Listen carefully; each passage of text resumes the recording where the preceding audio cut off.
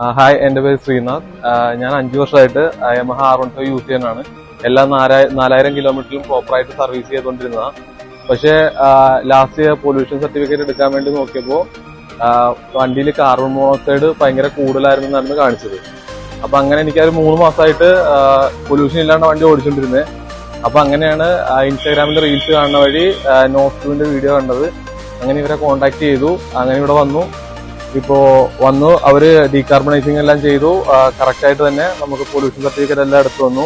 4.5 ആയിരുന്നു എനിക്ക് നേരത്തെ ഉണ്ടായിരുന്നത്. BS6 വണ്ടിക്ക് 0.5 മാത്രമേ പറ്റുള്ളൂ. വളരെ കൂടുതലായിരുന്നു കാർബൺ മോണോക്സൈഡ്.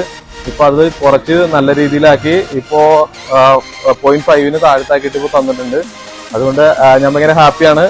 ഡീകാർബണൈസിങ് കഴിഞ്ഞിട്ട് വണ്ടി ഓടിച്ചിട്ടില്ല.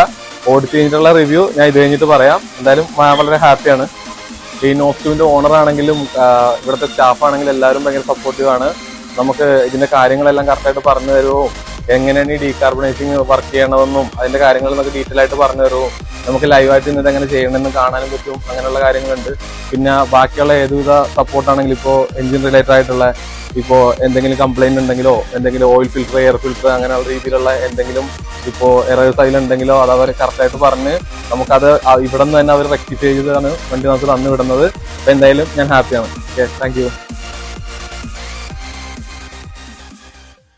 NOS2 engine decarbonizing for bikes, cars and heavy vehicles.